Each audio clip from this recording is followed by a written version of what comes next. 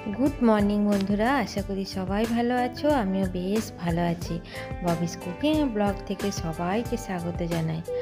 আজ আমাদের পাতালক্ষ্মী পুজো। সকালবেলায় আমি স্নান করে পুজো করা হয়ে গেছে। এরপর চলে যাব দিদিভাইয়ের বাড়িতে, কারণ সেখানেই পাতালক্ষ্মী পুজো আমাদের হয়। এক জায়গাতেই লক্ষ্মী ঠাকুর রাখা আছে।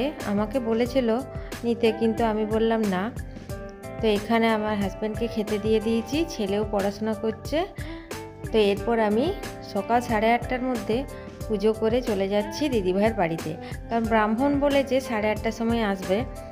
সিঁড়ি দিয়ে তাড়াতাড়ি করে নামছি, নেমে আর চলে যাব। চলে এসেছি দিদিভাইয়ের বাড়িতে, এখানে উঠছি, দেখি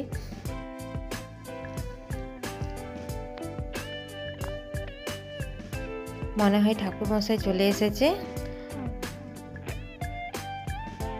এই যে আলপনা দেওয়া হয়ে গেছে।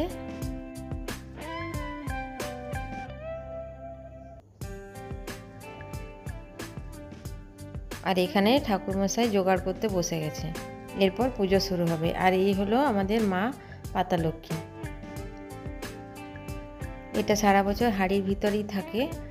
আর এই 3 মাস পুজো হয়।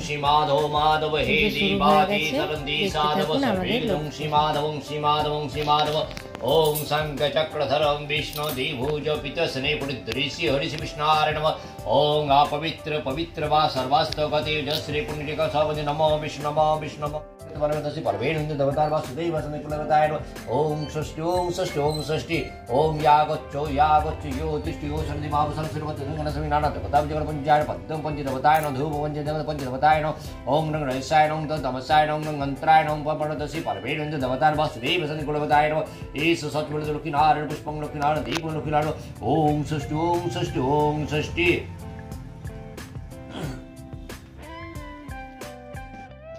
লক্ষ্মী পুজো শেষ হয়ে গেছে। এরপর প্রসাদগুলো তুলে নিচ্ছে। এরপর প্রসাদগুলো খাওয়া হয়ে গেলে আমাদের যে পুজোতে, ভাদ্র মাসের পুজোতে আমাদেরকে তাল দিতে হয়, সেই তালটা আমি মেরে নেব। তালের যে শ্বাসটা সেটা বের করে নেব। এরপর আর এদিকে ছোলার ডাল ভিজিয়েছি, পোস্ত ভিজিয়েছি। আজকে তো পুরো রান্নাটা এদিকেই হবে। আর এই লিকার চাটা বানালাম খাওয়ার জন্য। এরপর প্রসাদ খেয়ে নেব। প্রসাদ খাওয়া হয়ে গেছে। এবার তালটা নিয়ে আমি বসে পড়েছি। তালটা খুব শক্ত ছিল, খুব ছাড়াতে খুব অসুবিধা হচ্ছিল।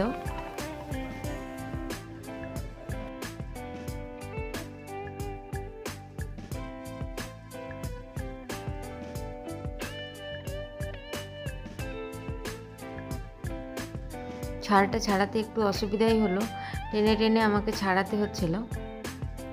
ছাড়টার ইয়ের সাথে চিটিয়েছিল।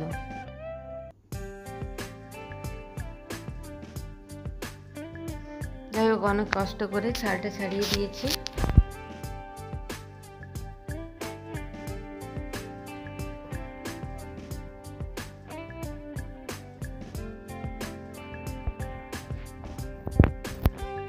এরপর জল দিয়ে একটু ভালো করে চটকে চটকে আঠিগুলো মেখে নেব। তারপর শ্বাসটা বের করে নেব।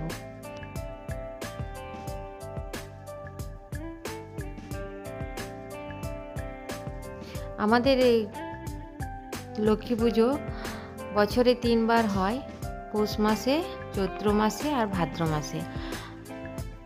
পৌষ মাসে আমাদের নতুন চাল দিয়ে পুজো হয়। আগে ধান দিয়ে পুজো হতো, এখন চাল দিয়ে পুজো হয়। ভাদ্র মাসে সেই চালগুলো আমরা বের করে নিই এবং পায়েস করি। কখনো সেই চালগুলো দিয়ে খিচুড়ি বানিয়ে খেয়ে নিই। ওই চালগুলো বাড়ির বাইরে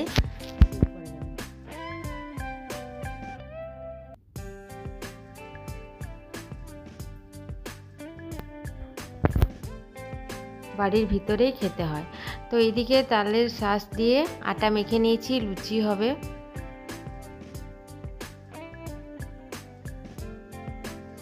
লুচিগুলো বেলে নিয়েছি, দিদিভাই ছেঁকে নিচ্ছে। কারণ লুচি করতে গেলে 2 জন হলে খুব সুবিধা হয়, একজনে খুবই অসুবিধা হয়।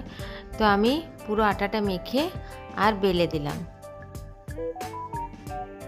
আর এইদিকে দিদিভাই রান্নাটা করে নিল, ভাত, পোস্ত আর পটলের সর্ষে।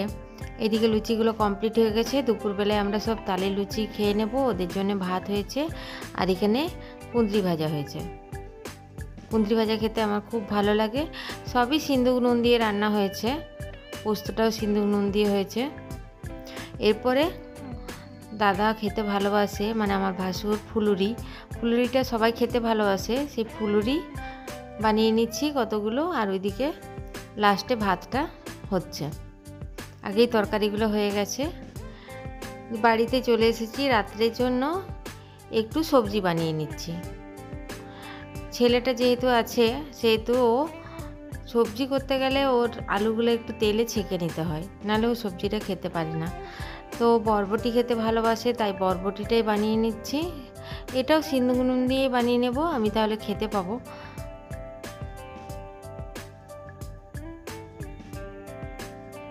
তো বরবটি, আলু আর বেগুনটা ভালো করে ভেজে নিয়ে এরপর বরবটিগুলো দিয়ে আর গ্রেট করা আদা, জিরে গুঁড়ো, ধনে গুঁড়ো, লঙ্কার গুঁড়ো সব দিয়ে, কাঁচা লঙ্কা, টমেটো দিয়ে একটা সবজি বানিয়ে নেব।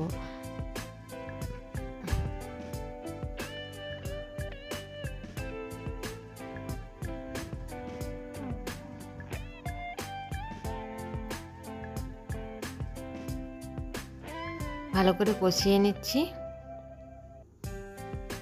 ভেজে নিচ্ছি। এরপর মশলা দিয়ে একটু ভালো করে কষিয়ে নিয়ে আর সামান্য একটু জল দিয়ে ঢাকা দিয়ে দেবো। এটা জল না দিলেও চলে, ভেজে ভেজে সবজিটা হয়। তো সামান্য একটু জল দিয়ে ঢাকা দিয়ে আর নাড়াচাড়া করে নামিয়ে দেবো। আমার এই ছোট্ট ভিডিও যদি আপনাদের একটু ভালো লাগে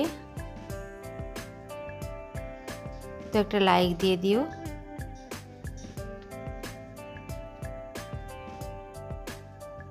কমেন্ট করতে একদম ভুলো না।